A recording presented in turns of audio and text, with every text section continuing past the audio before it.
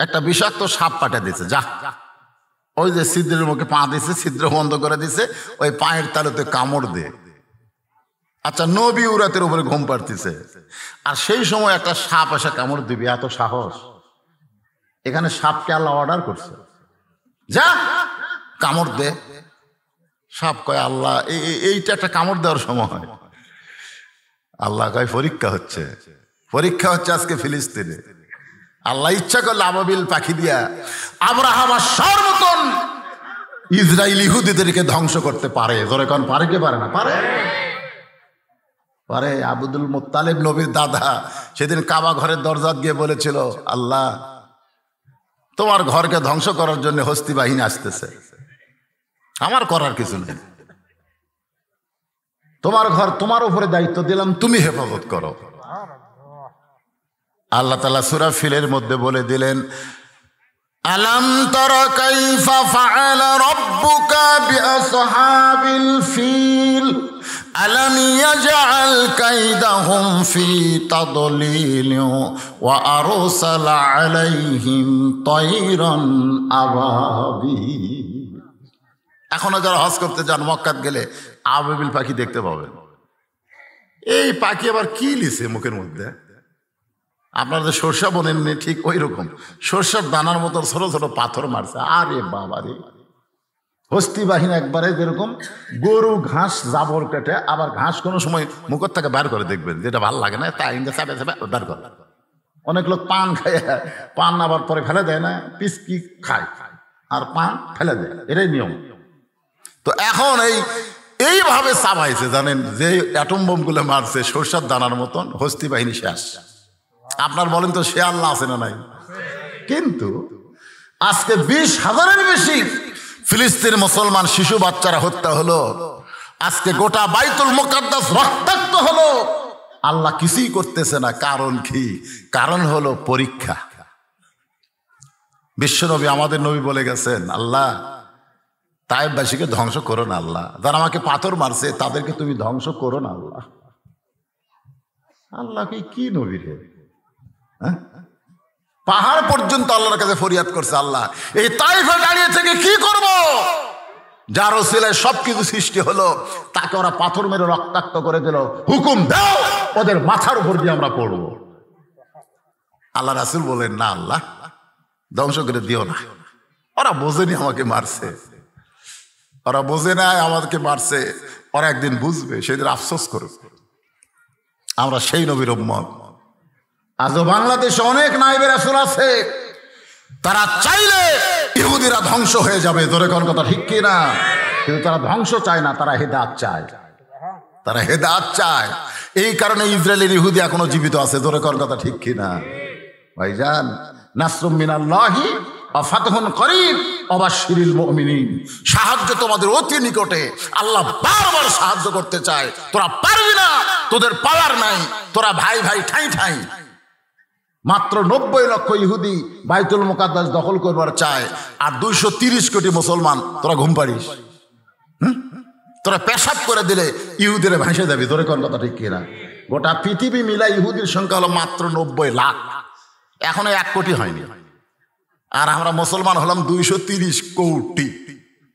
কি মনে করতেছেন 2060 সালে মুসলমান হবে গোটা পৃথিবীর ভিতরে সবচাইতে বেশি, জোরে কোন সুবহানাল্লাহ।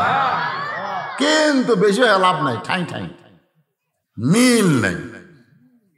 আল্লাহ বলেছেন, ওয়াতাসিমু বিহাবলিল্লাহি জামিআ ওয়া লা তাফাররাকু। পরীক্ষা হবে, পরীক্ষা। আমাদের পরীক্ষা সামনে আসে না নাই? জোরে কোন আছে না না? কি পরীক্ষা?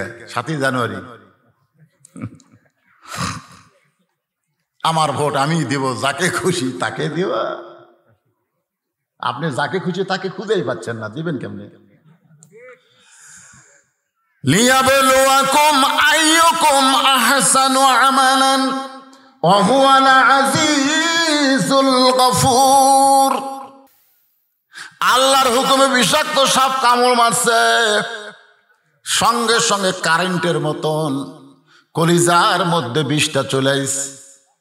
আবু বকর কান্দের বলে, সাপরে তুই আমারে কামড় মারলি, তুই মনে করছিস পা টান দিব? শোনে নে, আমার জীবন যাবে কিন্তু পা টান দেব না, কারণ বের হয়ে তুই আমার নবীরেও কামড়বি। সুবহানাল্লাহ। সাপ কয় আল্লাহ লাভ হলো না তো, বিষ মুখে নিয়ে কামড় দিলাম তাও তো পা টান দেয় না। আল্লাহ কয় আবার দে, আবার দে।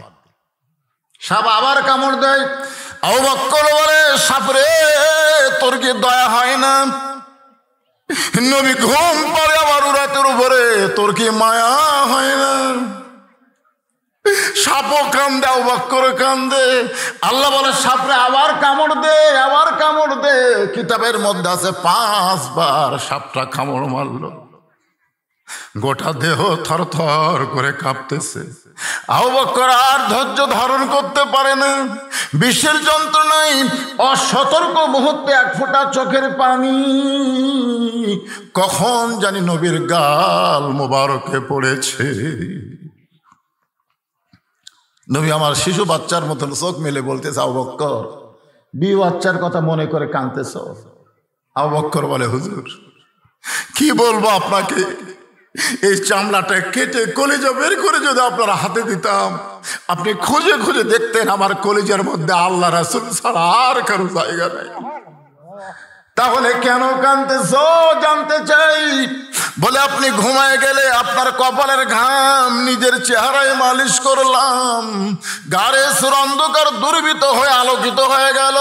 হঠাৎ ছিদ্র দেখতে পেয়ে বাম পায়খানা ছিদ্রের মুখে এখনো লাগাই আছি, কি যেন বারবার আমারে কামড় দেয়। নয় বলে আবু বকর তোমারে বারবার কামড় দেয় আর তুমি একবার আমারে ডাকতে পারলে না? আবু বকর বলে হুজুর এখন পর্যন্ত আমার জীবনের চাইতে, এই অধমের জীবনের চাইতে আপনার ঘুমের দাম বেশি। মরে যাব কিন্তু আপনার ঘুম আমি ভাঙ্গানোর মতন সাহস পাবো না। গাড়ি সুরের মধ্যে রাসূল বলে আল্লাহ যে আবু বকর নিজের জীবনের চাইতে আমাকে মহব্বত করে, আমি রাসূলটাকে কি দিব? আল্লাহকে কিছুই দেওয়া লাগবে না, গোল্ডেন এ প্লাস পাইছে। সুবহানাল্লাহ। সেই পরীক্ষা আমাদের সামনে আসতেছে। মুসলমানের কাছ থেকে নবীর আদর্শ, নবীর সুন্নতকে কেড়ে নেওয়ার জন্য কাফের বেঈমান চেষ্টা করতেছে। কারণ দাড়িওয়ালা, টুপিওয়ালা, জুব্বাওয়ালার যে পাওয়ার আছে, এই পাওয়ারকে সিজ করার জন্য ওরা ওদের চরিত্র, ওদের কালচার, ওদের সবকিছু আমাদের কাছে দিয়ে আমাদের ভিতরের ইমানের পাওয়ার ওরা কেড়ে নেওয়ার চেষ্টা করতেছে। কোন কথা ঠিক কিনা? আমাদের ছেলেগুলোর হাতে এরকম মোবাইল দেওয়া হয়েছে। এখন একই জায়গার মধ্যে খারাপও আছে, ভালো আছে। ওরা খারাপ শিক্ষা পায় ভালো জিনিস কোনোদিন দেখবে? ইচ্ছা করলে ইউটিউবে গিয়া বদুশের ওয়াজ, আজহারের ওয়াজ, আমির হামদার ওয়াজ, আল্লামা সাইদি হুজুরের ওয়াজ, এগুলো ওয়াজ ওরা শুনতে পারবে। পারবে কি পারবে না? আবার একটু বেসাইজ হলে অনেক কিছু আছে অশ্লীল। এরা দরজা জানলা বন্ধ করে বিশ্বাস করে কেউ দেখতেছে না। আমাদের যুবকগুলো দরজা জানলা বন্ধ করে বিশ্বাস করে কেউ দেখতেছে না। কিন্তু ইমানটা যদি থাকতো তাহলে তার বিশ্বাস বলতো কেউ না দেখলেও আল্লাহ দেখতেছে, কেউ না দেখলেও 2 ফেরেশতা বসে নাই, এরা লিখতেছে। জোরে কোন কথা ঠিক কিনা? আজকে তুমি মনে করতেছ দরজা জানলা বন্ধ করার সমানে খালি সিল মারমো, কেউ দেখবি না। একলা হয়ে 20টা ভোট দেবো, কেউ দেখবে না। আল্লাহ কয়ে জাগা মতো এমন মার দেওয়া হবে কেউ তোকে আর বাঁচাবার পারবে না। জোরে কোন কথা ঠিক কিনা? ওদের রংবাস একটা সিনেমা, আমরা যখন ছোট ছিলাম তখন আইছিল বাংলাদেশে। এখনকার ছেলেরা তো দেখেন রংবাস, নামটা খারাপ কিন্তু গানটা ভালো। যদি ফুলগুলো হয় অভিমানে ঝরে যায়, আমি মালা গেথে বলো কারে পরাবো, সে যে কেন এলো না কিছু ভালো লাগে না, কবরে আসুক তারে হে আমি মজা দেখাবো। ওই দেখেন ঘুরতেছে, দেখেন খালি, এই দেখেন এই ছেলেরা কোরআনের মাহফিল ওভারটেক করে ওরা কুটি যায়। হ্যাঁ, বুঝতেছেন না? ওরাই হলো দেশের ভবিষ্যৎ, ঠিক কিনা বলেন? ওরাই ভবিষ্যৎ। আল্লাহ রাসূল বলবে এমন একটা জামানা আসবে, জামানায় আগুনের আংটা হাতে রাখা সহজ হবে কিন্তু ঈমান রক্ষা করা বড় কঠিন হবে। ওই জামানায় জালেমরা রাস্তায় থাকবে, বাহিরে থাকবে, আলেমদেরকে ধরে ধরে জেলখানার মধ্যে ঢুকানো হবে। এই জামানা আসবে যে আলেমেরা হক কথা কয়, কোরআন হাদিসের সত্য কথা কয় ওর কক বারাত হবে না, আর তারা হুবার মায়ের কিচ্ছা কয় ওরা থাকবে, ওরা থাক। আসেন ফাদখুলি ফি, পড়েন ফাদখুলি ফি ইবাদি ওয়াদখুলি জান্নাতি। কত সুন্দর কথা, যে আমার গোলামি করবে, যে আমার গোলামির শৃঙ্খলে নিষ্কাবদ্ধ করে নিবে, আমি আল্লাহ ঘোষণা দিলাম দুনিয়ার জীবনে তোমার গোলামি থাকবে, কিন্তু মরার পরে গোলামি থাকবে না। আমি আল্লাহ তাআলা তোমাকে জান্নাত দিয়া বরণ করে নিব। সবাই বলবে লোকটার কেউ নাই রে, লোকটা বড় একা হয়ে গেল রে, কবরে বালিশ নাই, বিছানা নাই, আহারে জানলা নাই, দরজা নাই, লোকটা বলে একা হয়ে গেল। আল্লাহ কাই পাগলা একা হচ্ছে, ও কেবল চলে আইছে আসল ঠিকানায়। সুবহানাল্লাহ খান। আর দুনিয়াও সিজনুল মুমিনিন, যারা প্রকৃত মুমিন হবে দুনিয়া তাদের জন্য জেলখানার মতো হবে, নিজের ইচ্ছা মতো চলতে পারবে না, তারা চলবে আমার আল্লাহর ইচ্ছায়, নবীর সুন্নাত মোতাবেক। একটু খেয়াল করবেন, এই যে ইবাদি শব্দকে ব্যাখ্যা করতে গিয়া ইমাম মালিক বলেছেন বাইনাল আবদি ওয়াল কুফরি তরকুস সালাত।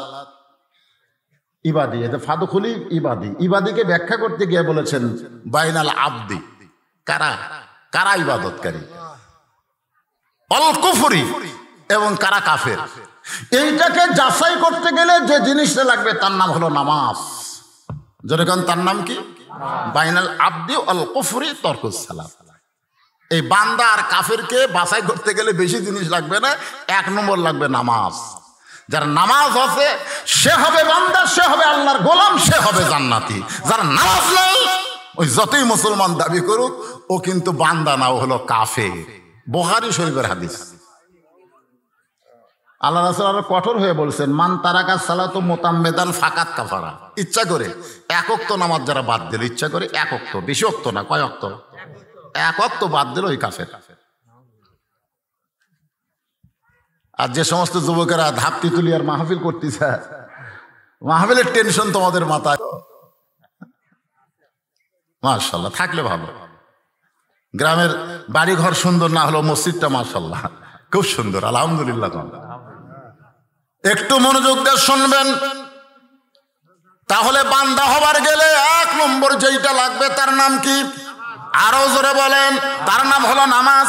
বর্তমান সরকার প্রধানমন্ত্রী আমাদের বাংলাদেশে 564টা মসজিদ বানায় দিস, 564টা মসজিদ, নাম দিছে মডেল মসজিদ। কি মসজিদ? মডেল মসজিদ। কিছুদিন আগে একজন নেতা বলতেছে মৌলানারা ওয়াজ করবার যায় প্রধানমন্ত্রীর এই গুণের কথা কয় না। গোটা পৃথিবীর কোন প্রধানমন্ত্রী, কোন প্রেসিডেন্ট এত মসজিদ বানাছে যেটা বাংলাদেশের প্রধানমন্ত্রী তৈরি করলো, এ কথাটা অত্যন্ত বলা দরকার। তা আমি বললাম 564 মসজিদ করা, 564 সিনেমাও করবার পারতো, ধরে কোন ঠিক কিনা? তো সিনেমা হল না করে কি বানাইছে? মসজিদ বানাইছে। কারণ কি? এই যুবকগুলো বাইরে ঘোরার জন্য। কিন্তু আপনি গেছেন মসজিদে, মডেল মসজিদে কোনোদিন ঢুকছেন? কথা কয় না। এত সুন্দর মসজিদ বানালো, ঢুকবেন না? আমি কয়েকটা মসজিদের মধ্যে ঢুকে দেখছি বিশাল মসজিদ, কিন্তু মুসল্লি নাই। ধরে কোন কি নাই? মুসল্লি। তো বাংলাদেশে মানুষের সংখ্যা মনে হয় কম, মানুষের সংখ্যা কম না বেশি? কিন্তু মুসল্লির সংখ্যা, এই দায়িত্ব কার? মুসল্লি বাড়ানোর দায়িত্ব কার? হুজুরে আমরা বক্তাদের মুসল্লি বাড়ানোর দায়িত্ব আল্লাহ কোরআনে বলেছেন। কোরআনে কতগুলো আয়াত হলো ডাইরেক্ট আর কতগুলো হচ্ছে হিকমত। এখানে আল্লাহ ডাইরেক্ট বলেছেন আল্লাযীনা ইম্মাক্কান্নাহুম ফিল আরদ, মুসলমানের মধ্যে কাউকে যখন প্রধানমন্ত্রী করা হবে, মুসলমানের মধ্যে কেউ যখন প্রেসিডেন্ট হবে, তার এক নম্বর দায়িত্ব হলো পদ্মা সেতু নির্মাণ করা, এক নম্বর দায়িত্ব হলো মাদক মুক্ত যুবক করা, এক নম্বর দায়িত্ব হলো বাল্য বিয়া বন্ধ করা, এক নম্বর দায়িত্ব হলো 564 মসজিদ করা। আল্লাহ রাসূল বলতেছেন একটাও তার এক নম্বর দায়িত্ব না, আল্লাহ বলতেছেন তার এক নম্বর দায়িত্ব হলো আকামুস সালাত, নামাজ কায়েম করা।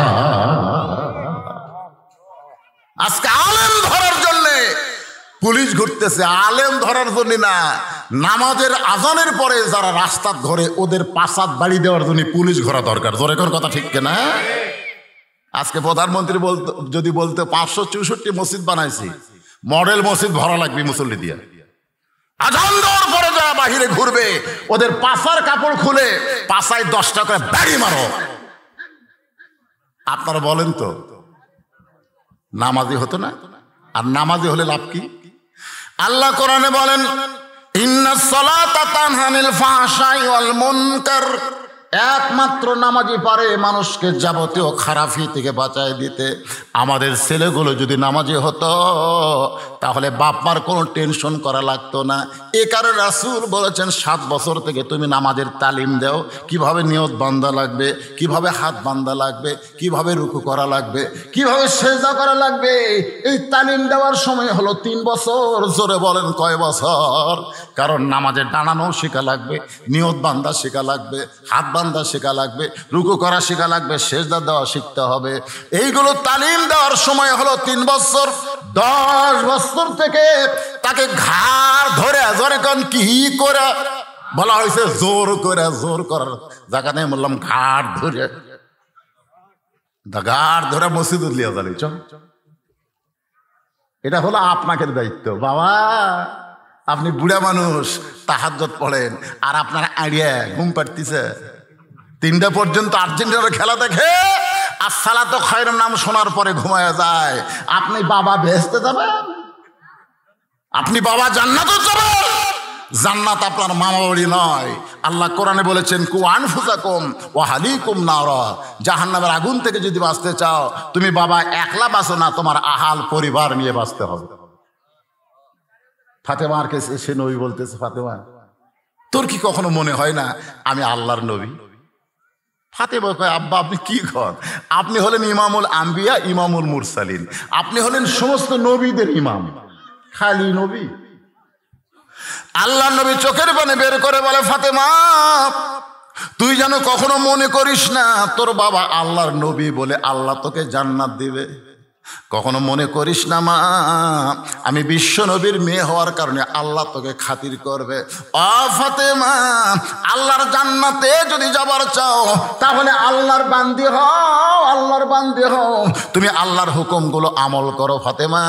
তুমি যত আল্লাহর হুকুম আমল করবে আল্লাহ তোমার জন্য জান্নাতের দরজা খুলে দিবে।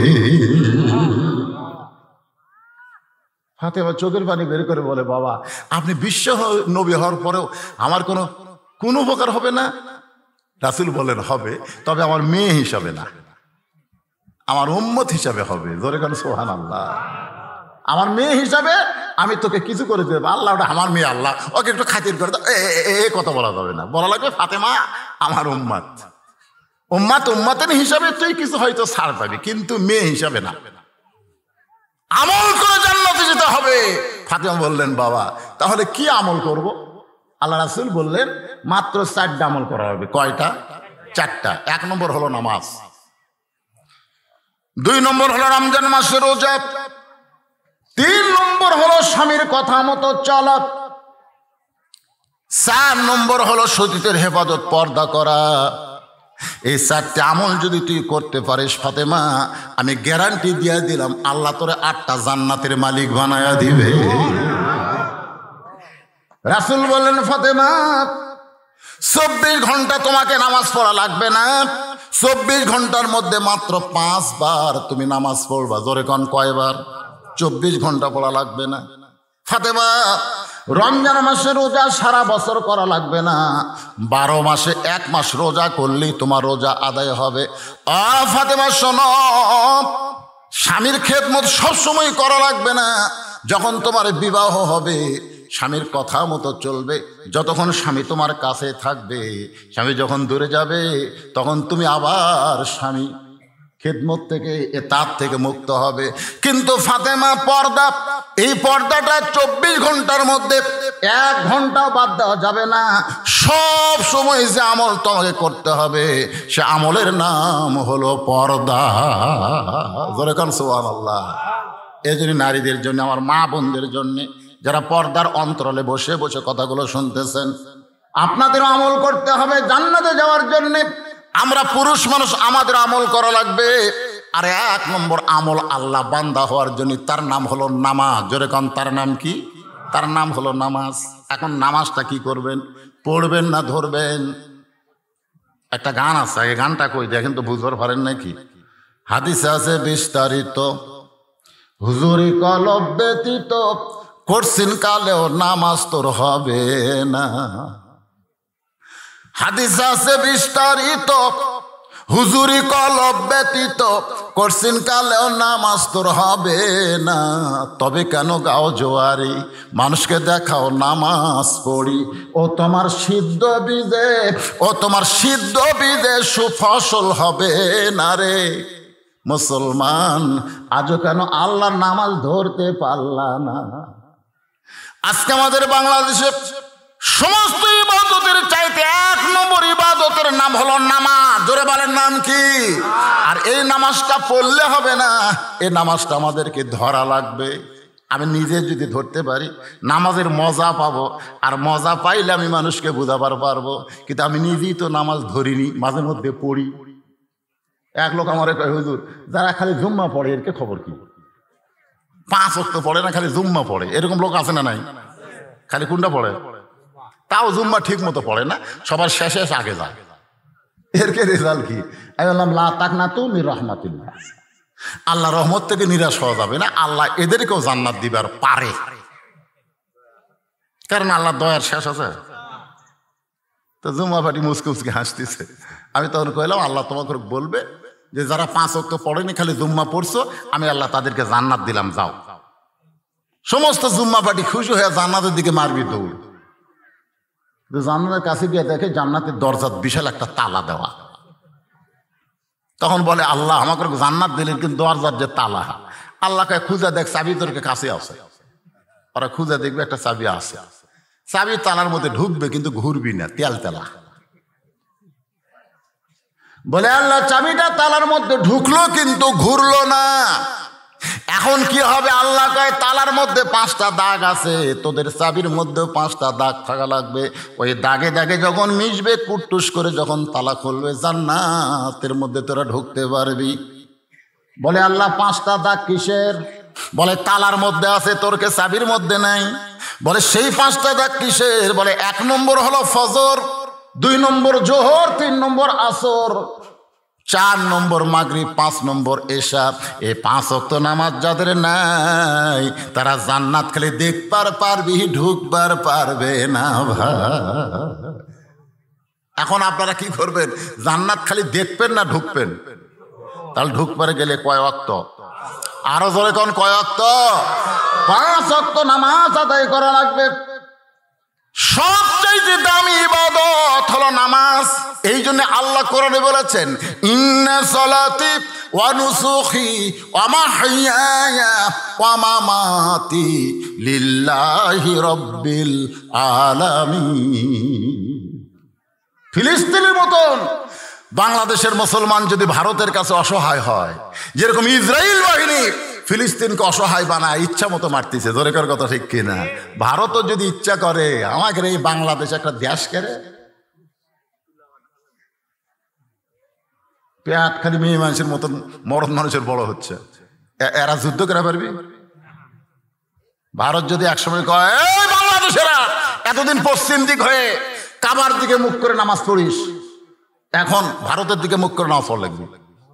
নামাজ যদি ভারতের দিকে মুখ না করিস, সব কয়টা কি গুলি করে মারবো। তখন বলবি আমরা নামাজই ছেড়ে দিলেন, আমরা মরবার চাই না, বাঁচবার চাই। আপনারা কি মনে করতেছেন এখানে আল্লাহ কি বলতেছে? অমাহিয়া অমামাতি লিল্লাহি রাব্বিল আলামিন। মনোযোগ দিবেন, আগে বলছে ইন্নাস সালাতে, আগে নামাজের কথা বলছে। এখানে আল্লাহ বুঝাই দিলেন, যাদের ভিতরে নামাজ নাই তারা কোনোদিন আল্লাহর জন্য মরতেও পারবে না, আল্লাহর জন্য জীবন দিবারও পারবে না, বাতিলের বিরুদ্ধে তারা কোনোদিন আন্দোলনও করবে না। ধরে কোন কথা ঠিক কি? এজন্য ইসলামী আন্দোলনের কর্মী হবার গেলে, আল্লাহর দুনিয়া আল্লাহর কোরআনের বিজয় যদি আপনি চান, 1 নম্বর নামাজি আপনাকে হওয়া লাগবে, নামাজি। এখন নামাজি কারে কয় বোঝানোর জন্য ছোট্ট একটা ঘটনা বলবো। এশার নামাজের পর হযরত আলী আল্লাহ নবীর কাছে বলতেছে, ইয়া রাসূলুল্লাহ, আপনি এই দুনিয়াতে 10 জনকে জান্নাতের সার্টিফিকেট দিয়েছেন, আপনি বলেন তো আমি আলী কি তার ভিতরে আছি? আল্লাহ রাসূল বলে, তুমি কি শোনোনি? তুমি 4 নম্বরে আসো। কয় নম্বরে? 4 নম্বরে। 1 নম্বর আবু বকর, 2 নম্বর ওমর, 3 নম্বর ওসমান, 4 নম্বর আলী। আলী বলতে, হুজুর আজ থেকে যদি আমি নামাজ না পড়ি তারপরেও কি জান্নাতি? আল্লাহ রাসূল কিছুক্ষণ চুপ করে থাকলেন। রাসূল কিন্তু কথা ইচ্ছা করে বলেন না। মা ইয়ান্তিকু আনিল হাওয়া ইন হুয়া ইল্লা ওয়াহয়ুন ইউহা। কিছুক্ষণ আল্লাহ রাসূল চুপ করে থাকলেন, তারপরে মুস্কি হাসিতে বললেন, তুমি যদি নামাজ বাদ দাও তারপরে আল্লাহ তোমাকে জান্নাত থেকে বাদ দিবে না। আলী বলতে, হুজুর কথা কি ঠিক? বলে, আমি যেটা বললাম সেটাই ঠিক। তুমি নামাজ বাদ দাও, আল্লাহ তোমাকে জান্নাত থেকে বাদ দিবে না। আলী বলতেছে, 5 ওয়াক্ত একবারে বাদ দেওয়া যায় না, আজ থেকে ফজর বাদ দিলেন।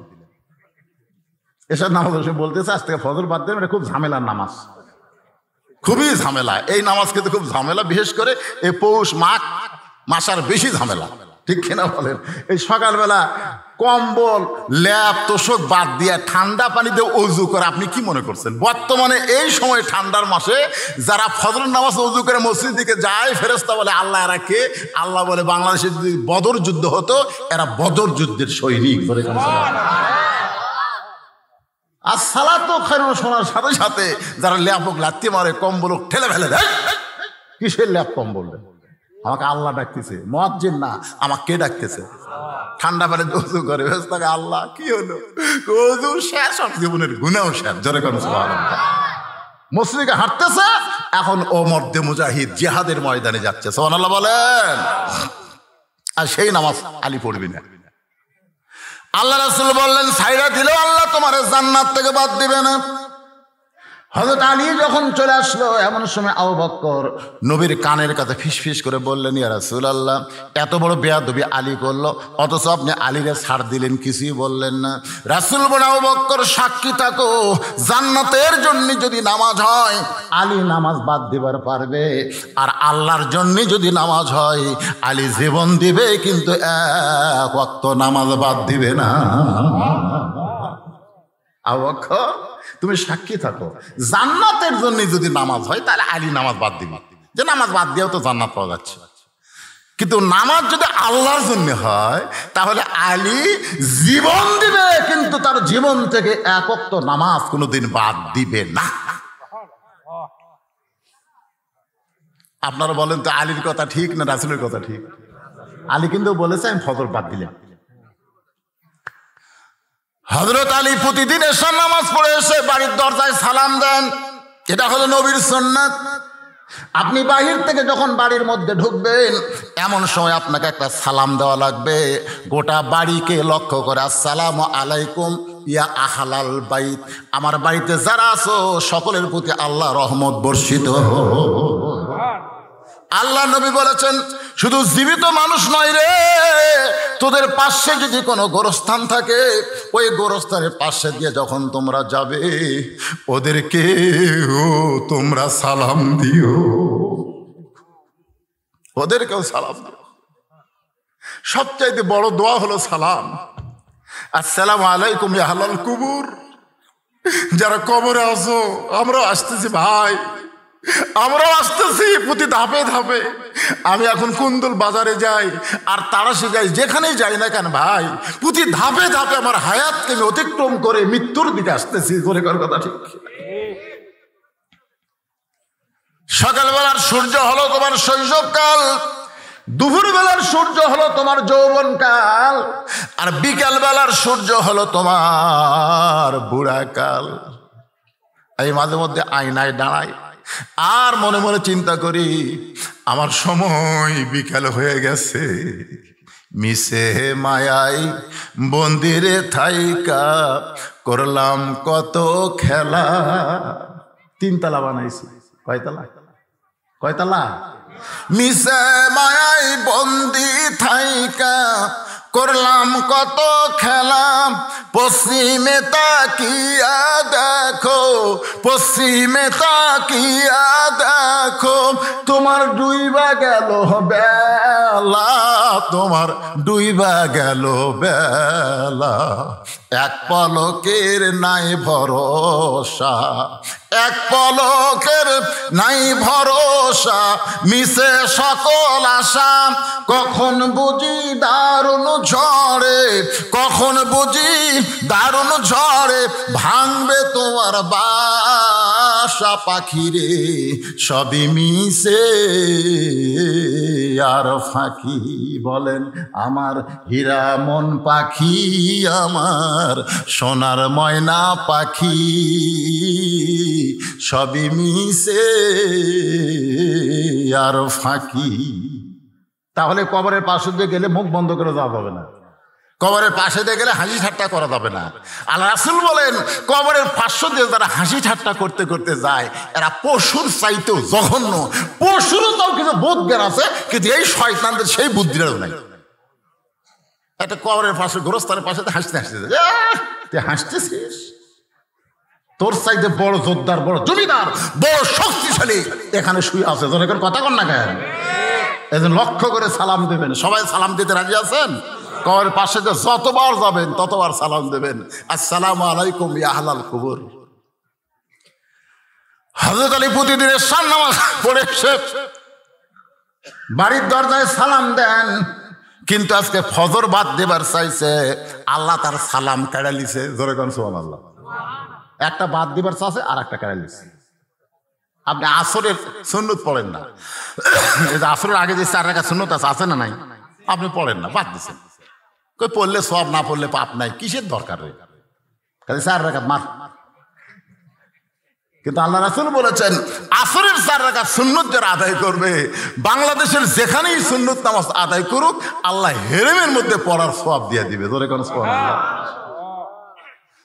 তবে না পড়লে কি নাই? গুনাহ নাই। খালি গুনাহ নাই দেখে আমরা বাদ দিচ্ছি। আসরের নামাজের সুন্নত যারা আদায় করবে, এশার নামাজের আগে 4 রাকাত সুন্নত যারা আদায় করবে, আল্লাহ রাসূল বলেন তাদেরকে 5 ওয়াক্ত নামাজে আল্লাহ রাখবে না, তাদের আর এক ওয়াক্ত নামাজ বাড়ায় দিবে। কি বুঝলেন? আসরের 4 রাকাত সুন্নত এবং এশার আগে 4 রাকাত সুন্নত যারা আদায় করবে, আল্লাহ তাদের প্রতি খুশি হয়ে তাদের 5 ওয়াক্ত রাখবে না, তাদের আর এক ওয়াক্ত বাড়ায় দিবে। দেখছেন? সেই ওয়াক্ত কখন? অমিনাল লাইলি ফাতাহাজ্জাত বিহি নাফিলাতাল্লাহ। সবাই যখন ঘুমায় থাকবে, নেটওয়ার্ক যখন ক্লিয়ার, দেখবেন সবসময় আজেবাজে যখন কিছু ফ্রি টিরি দেয় তখন দেখবেন মোবাইল করলে কবি ব্যস্ত। এ কথা কয় কি কয় না, মানে নেটওয়ার্ক এমন বিজি হয়ে গেছে, কিন্তু সবাই ঘুমিয়ে গেছে, তখন নেটওয়ার্ক কি একেবারে ক্লিয়ার হয়ে গেল। আপনি তাহাজ্জুদের 4 রাকাত নামাজ পড়লেন, কমপক্ষে 4 রাকাত, 8 রাকাত 12 রাকাত আপনি আদায় করতে পারেন, তবে কমপক্ষে কয় রাকাত? 4 রাকাত নামাজ আদায় করলেন। 1 জগ পানির মধ্যে 1 মুষ্টি চিনি দিয়ে 2টা ঘন্টন মারলে ওই পানির মধ্যে চিনি যেমন বিলীন হইয়া যায়, ওই তাহাজ্জুদ গুজারি বান্দাটা আমার আল্লাহর মহব্বতে নিজের অস্তিত্বকে তেমন বিলীন করে দিবে। ওর কাছ থেকে গুড়া দুনিয়াও যদি চায় নেওয়া হয়, কেড়ে নেওয়া হয়, ও কোনোদিন 1 ওয়াক্ত নামাজ বাদ দিবে না। সুবহানাল্লাহ কর না কেন? হযরত আলী কি বাদ দেবার চাচ্ছে? ফজরের নামাজ। আল্লাহ সালাম কেড়ে দিচ্ছে, দরজায় ডাকতেছে, হাসান হোসেনের মা দরজা খুলে দাও।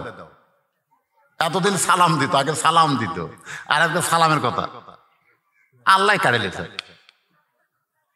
তো এখন সালাম না দিয়ে বলছে হাসান হোসেনের মা দরজা খুলে দাও। ফাতেমা দরজা খুলি বলতেছে আসসালামু আলাইকুম। আলী বলতে তার মনে নাই রে, আসসালামু কবলাল কালাম, কোনো কথাবার্তা বলার আগে কি দেওয়া লাগবে? আর আমি হাসান হোসেনের মা দরজা খুলো, সালাম বাদ দিয়ে আমি আগে তোমার ডাক দিলাম। ফাতেমা বলতেছে আমি তো সালাম দিছি, আপনি ওয়ালাইকুম কোন? আলী বলতেছে ওয়ালাইকুম আসসালাম। নবীর মেয়ে ফাতেমা মুসকে মুসকে হাসি আর বলে এমন কি বাদ দেবার চাইলেন যে বাদ দেওয়ার কারণে চিরাচরিত সালাম আপনার কাছ থেকে আল্লাহ কাইরা নিছে?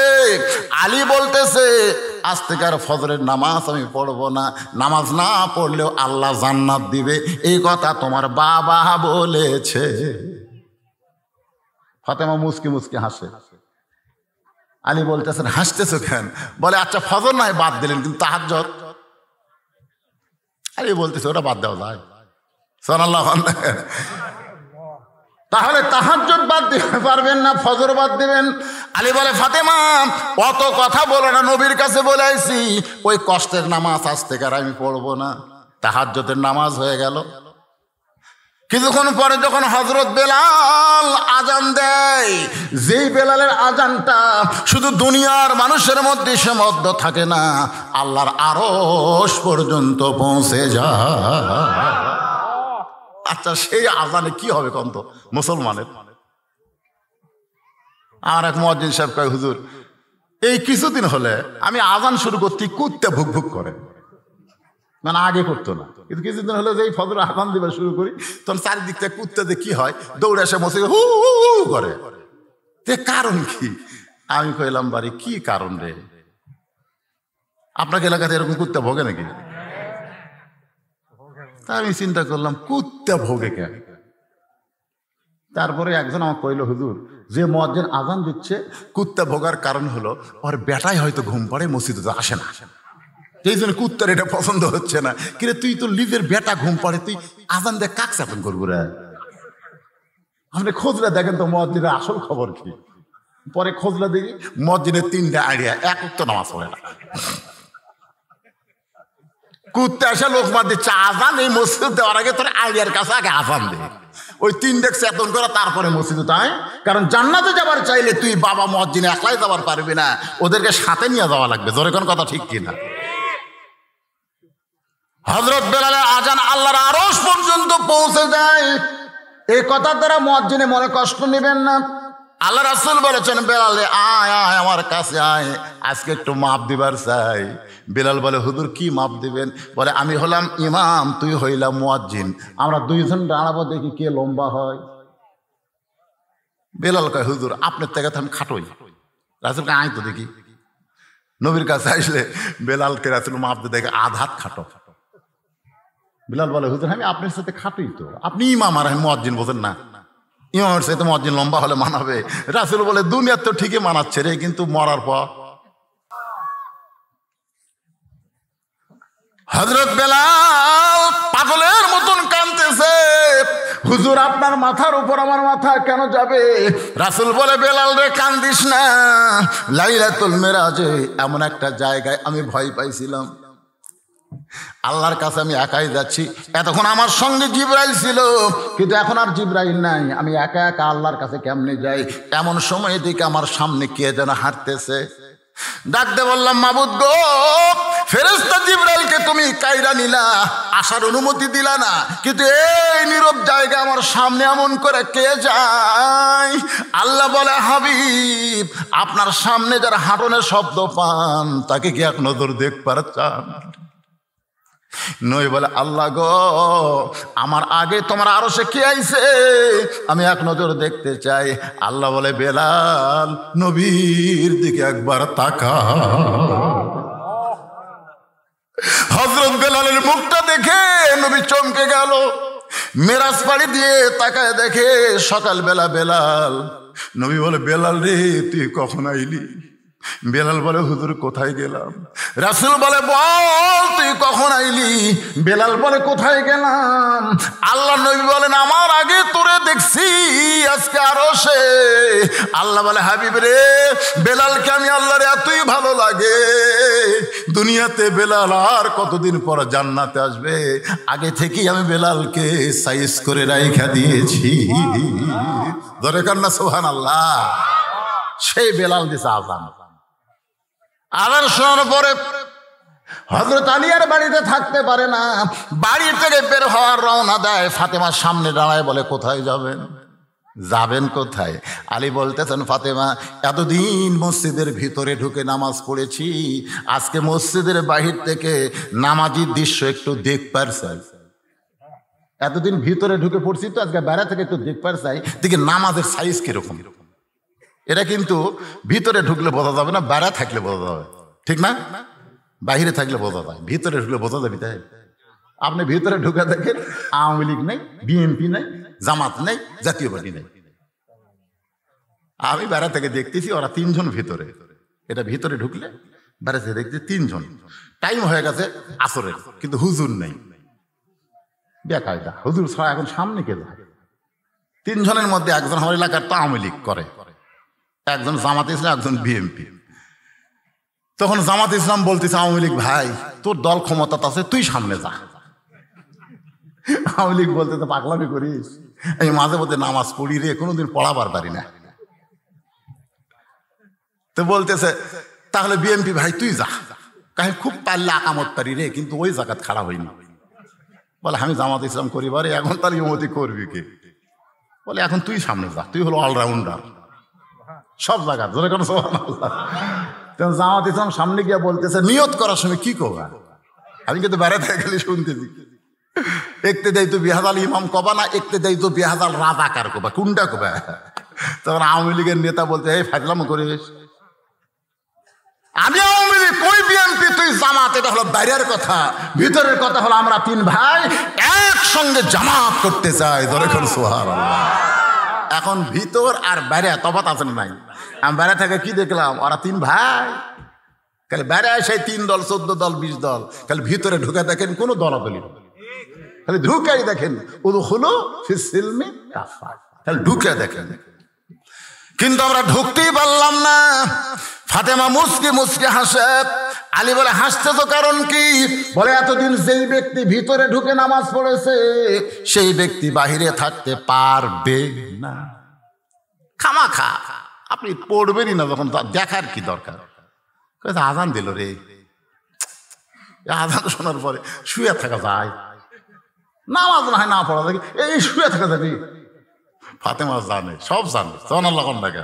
কারণ স্বামীর চরিত্রে সবচাইতে বেশি জানে কে?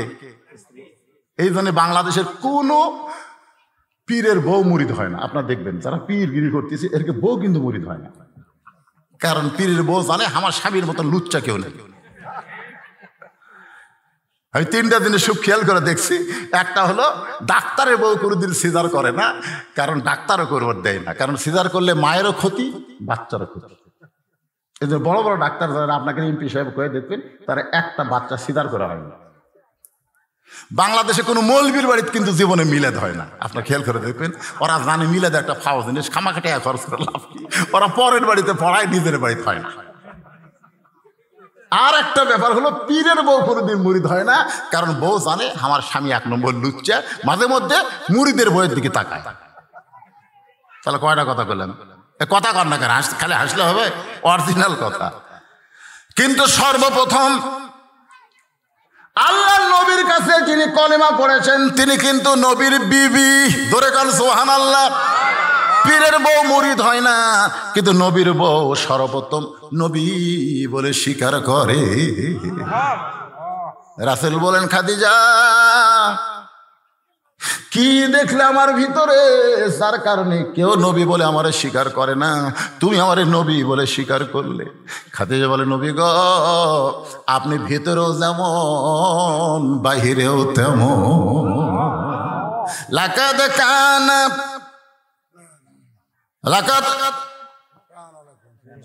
কানা লাকুম ফি রাসূলিল্লাহি উসওয়াতুন হাসানা।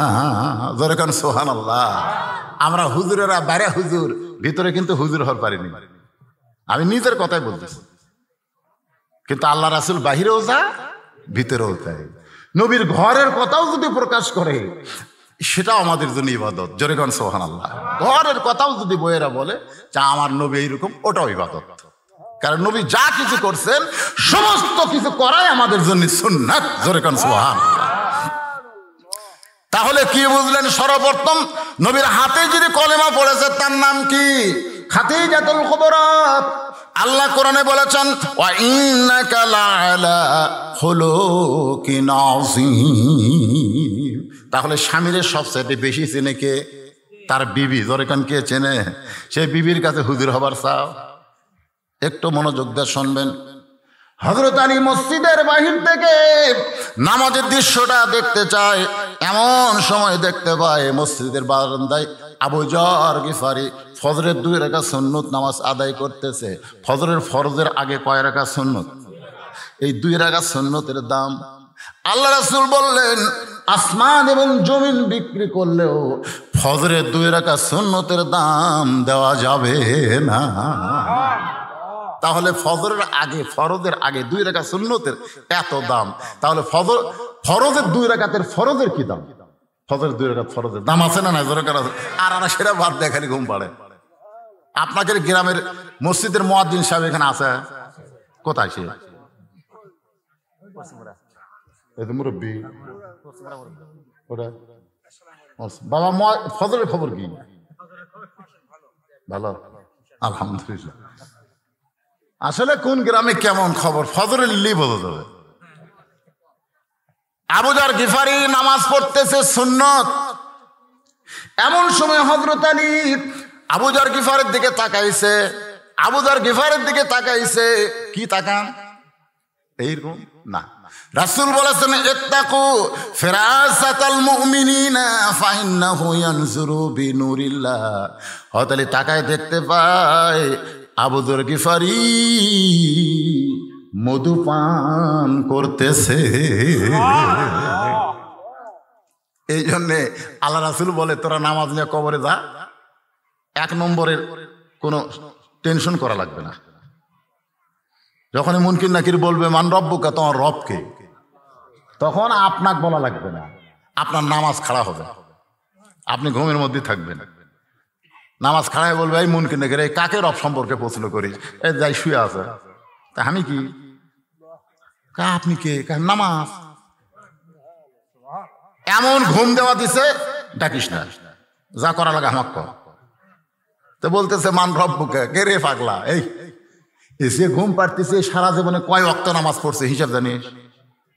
মনকে নাকি আমরা হিসাব কি হবে জানবো? তো জানিস না তো ধরছিস কেন? কয় রাকাত নামাজ পড়ছে জানিস? ওয়াক্তই জানি না, রাকাত তাহলে কেমনে জানবো? প্রত্যেক রাকাতে কইছে আলহামদুলিল্লাহ রাব্বিল আলামিন, সেটা জানিস? রুকুতে গিয়ে বলছে সুবহান রাব্বিল আযীম, সেটা জানিস? সেজদাত গিয়ে বলছে সুবহান রাব্বিল আলা, সেটা বুঝিস? যাই দুনিয়ার জীবনে এতবার রব রব রব রব করে কবরের মধ্যে একটু ঘুম পাড়তিছে, তা আবার ডিস্টার্ব করিস কেন? মুনকির নাকির বলবে আল্লাহ তোমার বান্দাকে মান রব্বুকে প্রশ্ন করার কারণে নামাজ যে খেবা খেয়েছে, আল্লাহ বলে যে নামাজ নিয়ে কবরে যাচ্ছে, ওর আবার রবের কি উত্তর রে? ওর উত্তর হয়ে গেছে। তোরে কাছে 1 নম্বর যারা পারবে তাদের জন্য 2 নম্বর 3 নম্বর আল্লাহ সহজ করে দিবে। জোরে কান সুবহানাল্লাহ। তাহলে কবরের 1 নম্বর প্রশ্নের উত্তর জন্য আমাদের নামাজের দরকার আছে না নাই?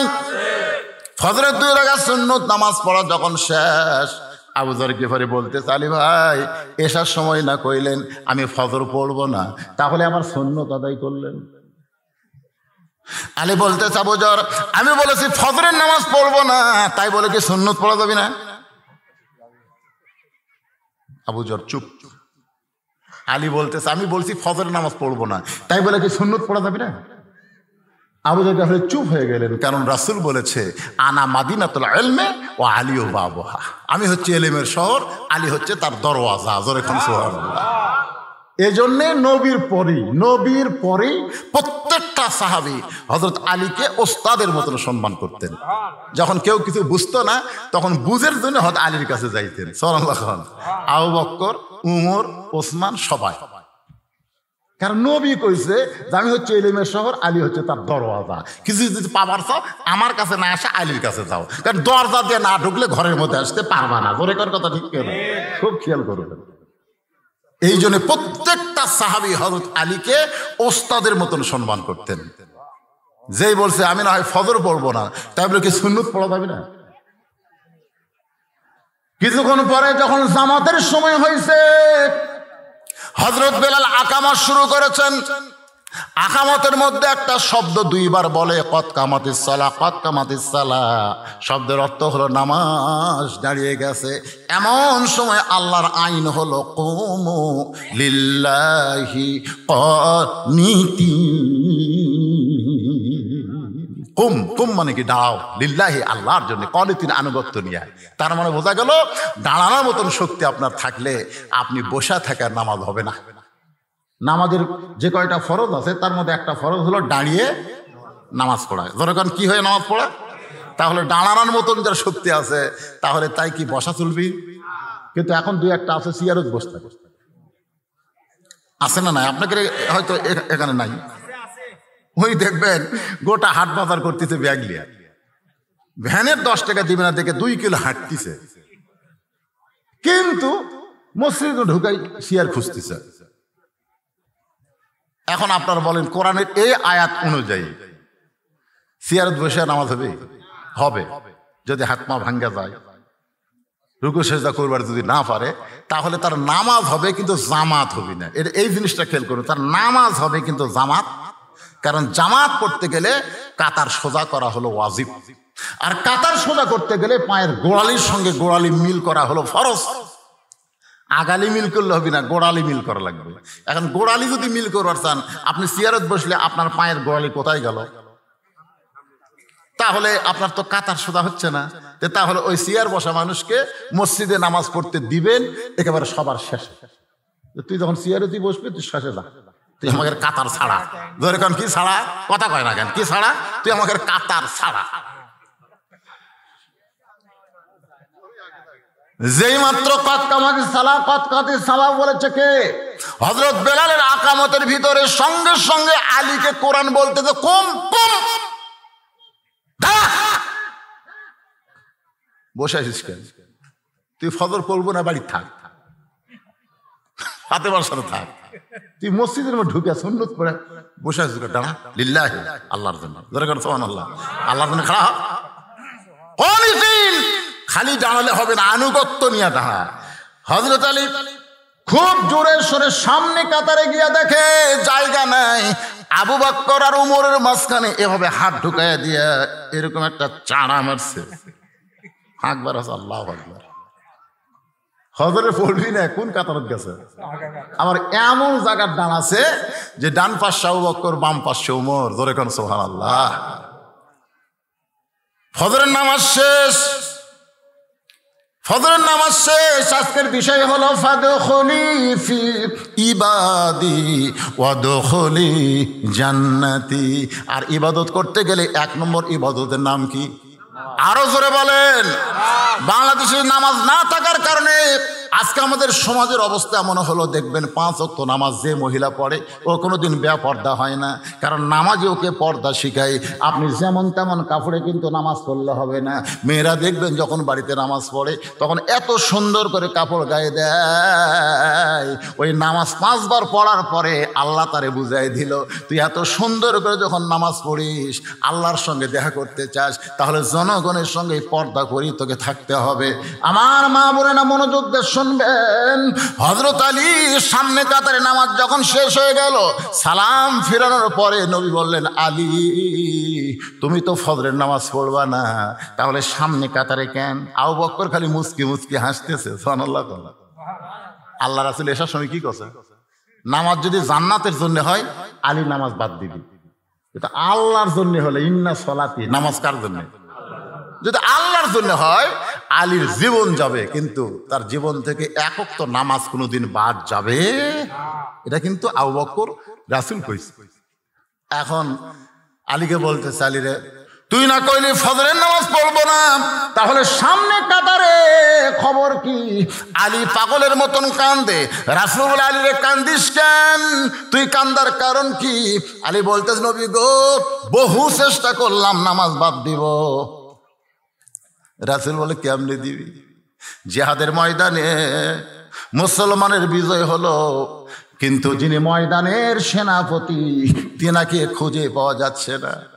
ওই যুদ্ধের সেনাপতি হলেন হযরত আলী। ধরে কান সুবহানাল্লাহ। মুসলমানের বিজয়ের পর সেনাপতির মুখে নবী জিহাদের বিজয়ের খবর নিবে, কিন্তু সেনাপতি নাই। রাসূল বললেন, আমার আলী এখন কোন জায়গায়? তন্ন তন্ন করে খুঁজে দেখে ময়দানের ভিতরে, যুদ্ধের ময়দানের ভিতরে হযরত আলী সেজদার মধ্যে পড়ে আছে। সাহাবীরা এসে হযরত আলীর দিকে লক্ষ্য করে দেখে হযরত আলীর পিছে এমন একটা তীর ঢুকে গেছে। নবীর কাছে গিয়ে বলতেছে, রাসূলুল্লাহ আলীরে পাওয়া গেল। রাসূল বললেন কোথায়? বলে আল্লাহর কাছে। কারণ মানুষ যখন সেজদা দেয় ওয়াক্তারিফ অসজুদ ওয়াক্তারিফ, আল্লাহর সব চাইতে নিকটে চলে যায়। আপনি যখন সেজদা দিবেন তখন আল্লাহর সবচেয়ে নিকটে চলে গেছেন। জোরে কর সুবহানাল্লাহ। হুজুর আমরা লক্ষ্য করে দেখলাম আলীর পিঠে একটা তীর ঢুকেছে। ওই পিঠের মধ্যে তীরটা এখনো দেখা যায়। আমরা কি করব?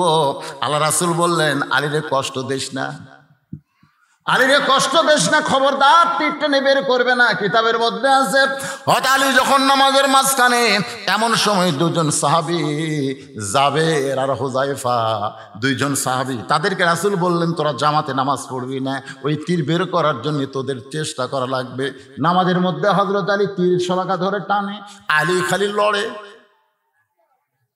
যেই মাত্র সেজদায় গেছে এমন সময় দুইজন সাহাবী ওই তীরটা পিঠ থেকে বের করার জন্যে, কারণ কাফেরেরা তীরের সঙ্গে বিষ মাখায়া এমন ভাবে মাইরা দিয়েছে, ওরা সামনে মারতে পারে নাই, পিছন দিক থেকে মারছে। কারণ আলীর সামনে যে আসে সে খতম হয়ে যায়। সুবহানাল্লাহ। তো ওরা কি করছে? পিছন দিক থেকে মারছে। এখন বিষ মাখা দিচ্ছে, গোস্ত জমাট হয়ে গেছে সিমেন্টের মতন। দুইজন সাহাবী পিঠের উপর দুই পাও দিছে, জানেন? পা দিয়ে এত জোরে টান মারছে, তীর শুধু বের হয় নাই, তীরের সঙ্গে গোস্ত পর্যন্ত ছিঁড়াইছে। নামাজ শেষ করার পরে তীর আর গোস্তের টুকরা যখন নবীর কাছে জমা দেয়, নবী আমার তীরটাকে সামনে রেখে গোস্তের টুকরার উপরে ডান হাত এভাবে লাগায় দেয়। আলী কোথায় রে?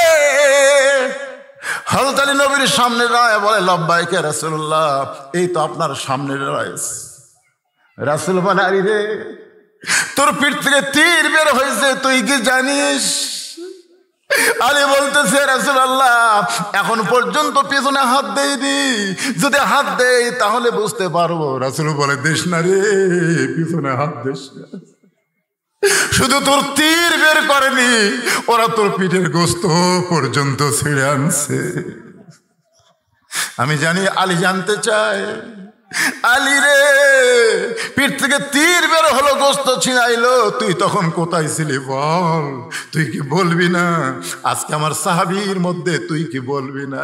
কারণ আমি হলাম শহর আর তুই হলি দরওয়াজা। আলী বলতেছে, রাসূলুল্লাহ আপনি যখন বলতেছেন তাহলে শোনেন। আমি তখন কাবার ভিতরে ছিলাম, আবু বকর ওমর খালি মুখ সাওয়াসাই করে। আবু বকর ওমরের দিকে তাকায়, ওমর আবু বকরের দিকে তাকায়। কিন্তু নামাজ পড়ছি মসজিদ নববীতে, আর আলী বলতেছে কাবার ভিতরে ছিলাম। কাবা হলো মদিনা থেকে 430 কিলো দূরে। সেই কাবার মধ্যে আলী কেমনে গেল? আল্লাহ নবী বললেন, সমস্ত সাহাবীরা জবান বন্ধ করো, জোরে কেন সুবহানাল্লাহ। আমি আলীর কাছ থেকে জানতে চাই, আলী রে তুই নামাজ পড়লি মসজিদ নববীতে, তুই কাবার মধ্যে কেমনে গেলি? আলী বলতেছে, রাসূলুল্লাহ আমি যখন নামাজের নিয়ত করলাম, নিয়ত করার পরে, নিয়ত মানে কি? নয়তন উসাল্লি লিল্লাহি তাআলা, এইটা কিন্তু নিয়ত না। আপনি আল্লাহু আকবার বলে হাত বাঁধবেন, এটাই হলো নিয়ত। নিয়ত পড়া লাগবে না, নিয়ত করা লাগবে। আপনারা বলেন তো নিয়ত পড়া না করা? আমি আর আমার ভাই দুইজনে একসাথে গেছে নামাজ পড়বার। ওই যায় নয়তন উসাল্লি লিল্লাহি তাআলা 4 রাকাতে সালাতুল আসর করতে ইমাম সাহেব রুকুর থেকে সেজদায় গেছে। একই সাথে ঢুকে আমি 4 রাকাতে পানো, ওই 1 রাকাত মিস করলাম। আমি বললাম, কে ভাই আমার 4 রাকাতে হলো, তোর 1 রাকাত মিস হলো। এই শালা নিয়ত বারে এ করবার যত পাড়াপাড়ি করি ততই ভুল হয়। আর বাগতে রাকাতাই হয়ে যায়, এই ভুল শোধরাতে 1 রাকাতে যায়। আমি বললাম, ভাই তোর নিয়ত কখন হতে তুই জানিস? আমি তো তা জানি না। তুমি যখন অজু করছো, অজু করার সাথে সাথে আল্লাহ বুঝিছে ওই কোন নামাজের অজু করছে। তোর কোন কথা ঠিক কিনা? তুমি মসজিদে পা দিতে আল্লাহ জানে তুমি কোন নামাজে তুমি ঢুকছো। তুমি যখন কাতারবদ্ধ হয়ে দাঁড়াইছো তখন আল্লাহ জানে তুমি কোন নামাজ পড়বা। তারপরে আবার নিয়ত পড়া লাগবে। অজু করতেই তোমার নিয়ত হয়ে গেছে। তো নিয়ত করার পরে আমি তাকায় দেখি, একটু মনোযোগ দিয়ে শুনবেন, এই ভ্যান দেখবেন। বিরক্ত হচ্ছেন? এই মাহফিলে কোন আদায় আছে? কোন আছে? নাই, আমি তো গতবার আইছিলাম। কোনো আদায় না। আপনারা এরকম চিন্তা করবেন না হুজুর শেষে বোধহয় আদায় টান দেবেন। আমি ঘড়ি ধরে ওয়াজ করতেছি, ঘড়ি অবশ্য দেখার চান্স পাইনি, কেবল আসতেছে 3:32। ওয়াজ হবে কতক্ষণ? 4টা পর্যন্ত। না না, 4 দেওয়া যাবে না, কারণ আগে ওয়াজ না আগে নামাজ। আর সবচাইতে সালাতুল ওস্তা হিসাবে যে নামাজকে ঘোষণা করা হয়েছে তার নাম হলো আসরের নামাজ। আসরের নামাজকে বলা হয় সালাতুল ওস্তা। ওস্তা বোঝেন? বোঝেন? সবচাইতে গুরুত্বপূর্ণ নামাজ হলো আসরের নামাজ। আসরের নামাজ যে জামাতের সঙ্গে আদায় করবে, বাকি 4 ওয়াক্ত নামাজ আল্লাহর জিম্মায়, আল্লাহ তার জন্য আদায় করে নিবে। জোরে কোন সুবহানাল্লাহ। সবচাইতে বেশি অলসতায় মানুষ আসরের নামাজ করবে, যে হাট বাজারে গিয়ে সবকিছু করবে, কিন্তু আসরের নামাজ দিকে গুরুত্ব দেবে না। আজকে মাহফিল এসে আমরা সেই নামাজকে গুরুত্বহীন মনে করব না, গুরুত্ব দিয়ে আমাদের নামাজ আদায় করা লাগবে। ঠিক কিনা বলেন? গত বছর এখানে বিশাল জামাতে নামাজ হয়নি, আজকে হবে ইনশাল্লাহ। সব হয়তো মসজিদে যাবেন না, এখানে আমি তো মনে হয় মুসাফির হয়ে গেছি, তাহলে তো হচ্ছে না। যদি মুসাফির না হতাম তাহলে আমি নামাজটা আজকে পড়াতাম। হ্যাঁ, কিন্তু না, মুসাফির হয়ে গেছি, কারণ আমি তো পরকার ওয়াজ খেয়াল করা লাগবে। আমি বাড়ির থেকে যখন রওনা দিছি এ ওয়াজ না, পরে যার একটা ওয়াজ আছে গুরুদাসপুর সিংড়া, ওটা দেখলে মুসাফির, তাহলে আমাকে দেওয়া হচ্ছে না। কিন্তু আপনাকে সাথে আমি জামাতে নামাজ পড়বো, সমস্যা আছে? আলহামদুলিল্লাহ। রাজি আছেন তো? কারা কারা রাজি? আল্লাহ খাদ দেখা তো দেখি। কোনো টেনশন করেন না। আজকে জীবনে দেখেন নামাজ পড়ার, নামাজ ধরা, যে নামাজ মানুষকে সব পাপ থেকে হেফাজত করবে, নামাজই পারে মানুষকে। আল্লাহ কয় নামাজের জোরে ফায়েশা কাজ যাবে দূরে, পাক কোরআনে রয়ে আছে ঘোষণা। এখন আকাম কুকাম নামাজ রোজা একসাথে বান্ধিয়া বোঝা, জাহান্নামে দিয়াছ রওয়ানা। আজ কেন আল্লাহর নামাজ ধরতে পারলা না? সে নামাজ নিয়ে আলোচনা হচ্ছে, গুরুত্ব কম না বেশি? আর বিষয়টা হলো ফাদখুলি ফি ইবাদি ওয়াদখুলি জান্নাতি। আপনি নামাজ ধরছেন বলেই আপনি আল্লাহর বান্দা হয়ে গেলেন, আর বান্দা হয়েছেন বলেই আপনি জান্নাতের মধ্যে ঢুকে গেলেন। ধরে কেন সুবহানাল্লাহ। তাহলে সেই নামাজের গুরুত্ব কম না বেশি? এখন আপনাদেরকে মাত্র 5টা মিনিট, আমার মায়েরা হয়তো বলবে যে হুজুর খালি নামাজ নামাজ নামাজ নামাজ করলো, অথচ আমাদের পর্দা নিয়ে কোনো কথা বললো না। আমার মায়েদের জন্য বলতেছি, মা, গভীর রাত্রে, রাতটা যখন গভীর হয়ে গেছে, এমন সময় ফাতেমা স্বামীর বুকের মধ্যে মাথা দিয়া ফোঁপায় ফোঁপায় কাঁদতেছে। আলী বলে, ফাতেমা কান্দার কারণ? বলে, কান্দার কারণ হলো আল্লাহ তাআলা আমার দোয়া কবুল করছে। আল্লাহ আমার দোয়া কবুল করছে। আলী বলে, ফাতেমা তুমি কি পাগলি হলে? আল্লাহ দোয়া কবুল করলে মানুষ কাঁদবে কেন? বরং মানুষ খুশি হবে। কি দোয়া করছো ফাতেমা? বলে, দোয়াটা হলো আল্লাহ যেন আমাকে পর্দার মধ্যে মৃত্যু দেয়। আল্লাহ বলেছে, ফাতেমা তোমার দোয়া আমি কবুল করলাম। সুবহানাল্লাহ। আলী বলে, ফাতেমা রে, যে সারা জীবন পর্দা করে সে তো পর্দার মধ্যেই মৃত্যুবরণ করবে। বাংলাদেশে মেয়েরা কিন্তু পর্দা সারা জীবন করে না, কিন্তু মরার পরে তাদের পর্দা করায়। জোরে কোন ঠিক কিনা?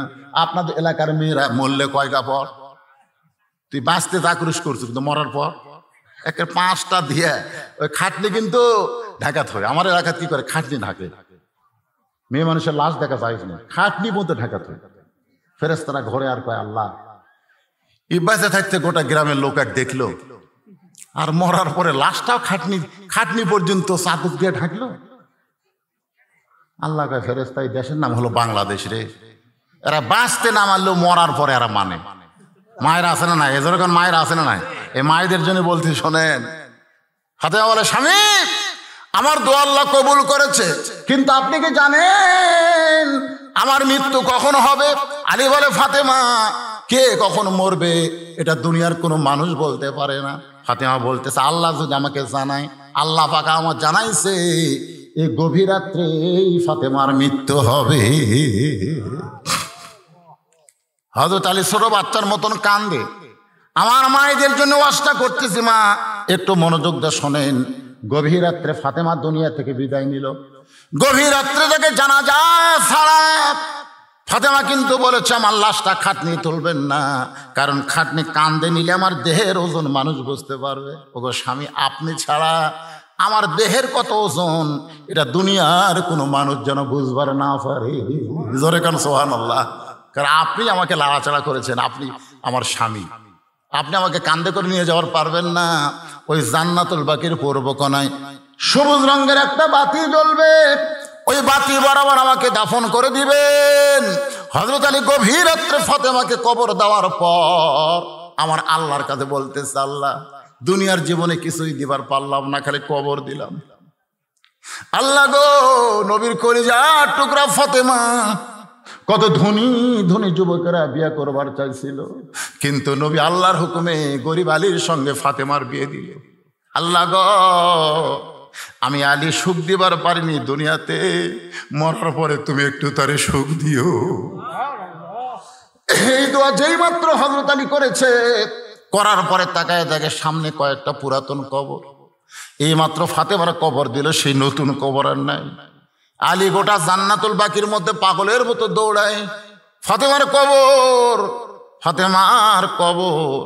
কে যেন ডাক দে, বলে আলী রে, কিয়ামত পর্যন্ত যদি হায়াত পাস আর যদি ফাতেমার কবর খুঁজতে থাকিস, কোনোদিন ফাতেমার কবর খুঁজে পাবি না। তুই স্বামী হলে কি হবে ফাতেমার পর্দার কাছে? আমি আল্লাহ তাআলা এত দরদি হইছি, তার কবরকেও পর্দা করে দিয়েছি। এই পর্দা করার কারণে ফাতেমা হলো খাতুনে জান্নাত, জান্নাতি সমস্ত নারীদের নেত্রী। আমার মা বোনেরা যেখানে বসবাস শুনতেছেন, আমি শুধু পুরুষের নামাজের কথা বলতেছি, নারীদের নামাজ এর মধ্যে আছে, কিন্তু বাড়তি আপনার পর্দা। ফাতেমার সঙ্গে যদি জান্নাতে যাবার চান, এই পর্দা কিন্তু আপনাদের করতে হবে। মা, বিলের ভিতরে আপনারা থাকেন, বাইরে তো যাওয়ার খুব একটা দরকার পড়ে না, ঠিক কিনা বলেন? আল্লাহ কোরআনেও বলেছেন, অকরনা ফি বুয়ুতি কন্যা। বুয়ুতি কন্যা মানে কি? বাড়ির মধ্যে, বাড়ির মধ্যে কন্যা, কন্যা ওরা কয় না, কন্যা, কন্যা মানে কি? এই কথা কয় না, বাড়ির মধ্যেই থাকতে হবে, বাড়ির বাইরে যাবার পারবা না। না, আল্লাহ এত কঠোর হয় না। আল্লাহ বলেছেন বাড়ির বাইরে যদি যাবার চাও তাহলে পর্দা করে যাওয়া লাগবে। পর্দা কি? এখন আপনাদের কাছে পর্দা হয়ে গেছে বোরকা। বোরকা কি? বোরকা হলো বহু কাপড় দিয়ে সাজা গুজিয়া বানানা। আমি আমার নানির বোরকা দেখছি, দাদির বোরকা দেখছি, তারা যখন কোনো জায়গায় যাইতো, তাদের যে টোপলা কাপড় সব ওই বোরকার ভিতরে, বোরকার মধ্যে ব্যাগ, বোরকার মধ্যে পানির ডাবরি, বোরকার মধ্যে সব। এখন এই চিকন মানুষ এক বোরকার মধ্যে সব নেওয়ার কারণে এই হাতির মতন মোটা হয়ে গেছে। মানুষ কিন্তু চিকন, কিন্তু ভিতরে সব লিখে তো দাঁড়া কিছু লেগেছে, ভিতরে নেওয়ার কারণে মোটা হয়ে গেছে। মরদ মানুষকে এটা মানুষ লয়, এটা পেতনি রে। কেউ যদি একবার তাকাছে ভয় আর দুইবার তাকাই। আর এখনকার বোরকা গুলো ভাই এমন বোরকা আটো সাটো হসে, এখন ভিতরে কোন জিনিস কুটি আছে বাইরে থেকে বোরকা পড়লেও বোঝা যায়। জোরে কোন ঠিক কিনা? এটা বোরকা লয় তো, এটা পর্দা লয় তো। পর্দা হলো যে পরপুরুষ যেন বুঝবার না পারে। মায়েরা যারা আছেন একটু মনোযোগ দিয়ে শুনবেন। এবার হযরত আলী বলতেছে, রাসূলুল্লাহ, নামাজের নিয়ত করার পর আপনি বলেছেন তাকায় থাকতে হবে সেজদার দিকে। জোরে কোন, কোন দিকে? এই নিয়ত করার পরে কোন দিকে? সেজদার দিকে তাকায় থাকতে হবে। রুকুত গেলে কোন দিকে? এগুলা কিন্তু তালিম দেওয়া লাগে 7 বছর থেকে। অনেকে আছে নামাজ পড়ে, আমি যতবার মক্কা মদিনাতে গেছি ভাই, আমাকে বাংলাদেশি মুসলমানের নামাজ হলো সবচাইতে ভালো। ওই সুদানি আফ্রিকানের নামাজ পড়ে ঘাড় চুলকে 2 হাতে ছাড় দিয়েছে, ঘাড় চুলকাচ্ছে, এ করতেছে।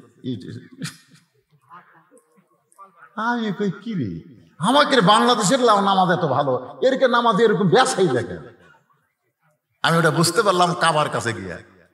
কাবার কাছে গিয়ে দেখি ভাই গোটা কাবার মাত্র একটা দরজা, আর সেই দরজাটা বাংলাদেশের দিকে। ধরে করো সুবহানাল্লাহ। একটা ঘরে ঢুকতে গেলে দরজা দিয়ে ঢোকা লাগে। আল্লাহর কি শান, সে দরজাটা বাংলাদেশের দিকে আল্লাহ ঘুরে দিচ্ছে। তোরা এখানে নামাজ পড়বি না, তোদের নামাজ তোদেরকে কাবার ভিতর দিয়ে বাইতুল মামুর থেকে আল্লাহর আরশ পর্যন্ত পৌঁছে দিবে। তোদের নামাজ হবে আসসালাতু মিরাজুল মুমিনিন, তোদের নামাজ হবে মুমিনদের মেরাজ। জোরে করো সুবহানাল্লাহ।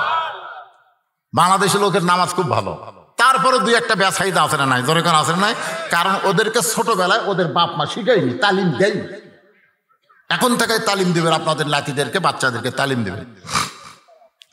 এখন হযরত আলী সেজদার দিকে তাকায় আছে। এই যে 2টা চোখ কোন দিকে? সেজদার দিকে আলী বলতেছে রাসূলুল্লাহ আমি বহু চেষ্টা করলাম সেজদার দিকে তাকায় থাকবো, কিন্তু কে যেন আমার চোখের পাতা ভারী করে দিল। আমি তাকায় থেকে সেজদার দিকে, কিন্তু চোখের পাতা ভারী হয়ে গেছে।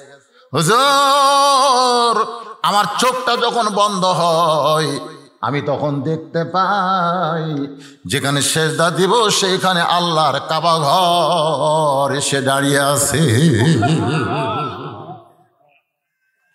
ওসমান গনি কয়, কে রে ওমর ভাই, আলী যে বলতেছে আমার চক্ষু যখন বন্ধ হয় আমি তখন দেখতে পাই, কিন্তু চোখ বন্ধ হলে দেখবি কেমন? দেখেন ওনারা কিন্তু দামি সাহাবী, 1 নম্বর 2 নম্বর 3 নম্বর, তার মধ্যে খুশখুশি শুরু হয়ে গেছে। কে রে আসলে তো চাই, আলী বলতেছে আমার চক্ষু যখন বন্ধ হয় আমি তখন দেখতে পাই। এটা কোন চোখ? না না, আমরা ছোটবেলা পড়েছি একই চন্দ্র 2 পক্ষ 3 নেত্র, নেত্র মানে চোখ, চোখ হলো আসলে 3টা। মুসলমানের 2 চোখ হওয়ার কারণে মুসলমানেরা মার খাচ্ছে। 3 চোখ যখনই খুলবে তখন মুসলমান দুনিয়ার পাগল হবে না, আল্লাহর পাগল হবে। জোরে কোন কথা ঠিক কিনা? আলী বলতেছেন ইয়া রাসূলুল্লাহ আমি তখন দেখতে পাই আমার সেজদার জায়গায় আল্লাহর কাবা ঘর। আল্লাহর কাবা ঘর দেখে আমার চোখ দিয়ে দর দর করে পানি পড়তেছে। কাবার মালিক এখন ডাক দেয় বলে, আসলে নামাজ কার? জোরে বলেন কার? কাবার মালিক ডাক দেয় বলে, আলী রে তোর নামাজের সাইজ ভালো, এই জন্য আমি আল্লাহ তাআলা দূরের কাবা সেজদায় দিলাম, তারপরে তুই কান্দিস কেন? আলী বলতেছে আল্লাহ তুমি যখন আমার সঙ্গে কথা বলো আমার সাহস বাইরে গেল। মাবুদ সেজদার জায়গায় কাবা দিয়া তুমি আলী রে খুশি করতে পারবা না। আল্লাহ বলে আলী কেমনে খুশি হবি? বলে আমি রে কাবার সেজদা দেই না, আমি আলী কোনদিন কাবায় সেজদা দেই না, আমি সেজদা দেই কাবার মালিক আল্লাহর কুদরতি পাই। তোমার 2টা পা আমার সেজদায় দাও, আমি তোমার পায়ে সেজদা দিয়া সুবহান রাব্বিল আলা বারবার বলতে চাই। তুমি উপরওয়ালা, আমি আলী হলাম সেজদাওয়ালা। আলী বলে নবী গো ওই আল্লাহর কুদরতি পায়ে সেজদায় আছি, ওই সময় আমার পিঠ থেকে তীর টেনে বের করছে, পিঠের গোশত ছিঁড়াইছে। আমার 7টা টুকরা করলেও আমি বুঝতে পারতাম না, কারণ নামাজ আমাকে আল্লাহর কাছে পৌঁছায় দেয়। আলী বলতেছি ইয়া রাসূলুল্লাহ বহু চেষ্টা করলাম ফজরের নামাজ পড়বো না, হুজুর বহু চেষ্টা করলাম আমি আজকে ফজরের নামাজ পড়বো না, কিন্তু আমি চেষ্টা করলে কি হবে? আমি নামাজ ছাড়বো, কিন্তু নামাজ আমাকে ছাড়বে না। বিশ্বাস যদি না হয় একদিন এশার নামাজ না পড়ে আপনি বিছনায় ঘুমার যাবেন। বিশ্বাস যদি না হয় এশার নামাজ পড়ে আপনি বিছনায় ঘুমাতে যাবেন। আমি যত বড়ই বাপের বেটা হন না কেন আপনি কিন্তু ঘুমাতে পারবেন না যতক্ষণ এশার নামাজ না পড়বেন। ধরে কোন ঠিক কি না? এই 5 ওয়াক্ত নামাজের একদিন এশার না পড়ে ঘুমান না কেন? পারবেন না। তো তাহলে সেই নামাজকে আমরা ছাড়বো? আল্লাহ আমাদের সবাইকে এই বিলের এই মানুষগুলোকে 5 ওয়াক্ত নামাজ ধরার তৌফিক দান করুক। সকলে বলেন আল্লাহুম্মা আমিন। আস্তাগফিরুল্লাহ। পরে এ ভাই এই কোন লোকের উঠলেন কেন? এখানেই নামাজ হবে তো, হাত তোলেননি আপনারা? মুনাজাতের পরে সাথে সাথে নামাজ হবে না, একটু ওযু করার টাইম দেওয়া হবে, তারপরে আমরা এখানে নামাজ পড়ব। আল্লাহুম্মা আমিন। আল্লাহুম্মা আনতাস সালাম ওয়া মিনকাস সালাম তাবারাকতা ইয়া যাল জালালি ওয়াল ইকরাম। আয় আল্লাহ তাআলা তোমার কয়েকজন যুবক কষ্ট করে মেহনত করে হাজার হাজার টাকা খরচ করে আজকের এই ধাপ তেতুলিয়া ধাপ পাড়া জান্নাতের বাগান লাগাই দিছে। তোমার হাজারো বান্দা বান্দি আজকের এই জান্নাতের বাগানে কোরআন হাদিসের আলোচনা শেষে আমি গুনাহগারের সঙ্গে রহমতের দরজায় ফকির হয়ে দোকানা হাত তুলেছে। মেহেরবানি করে আজকের মাহফিল আমাদের সকলের হেদায়েতের জন্য, নাজাতের জন্য, জান্নাতের জন্য কবুল করো। এই মাহফিলের শুরু থেকে শেষ পর্যন্ত যত আলোচনা হয়েছে আল্লাহ এর মধ্যে যদি ত্রুটি হয় ভুল হয় মাফ করে দাও, এর জাহাদিয়া মঞ্জুর করো।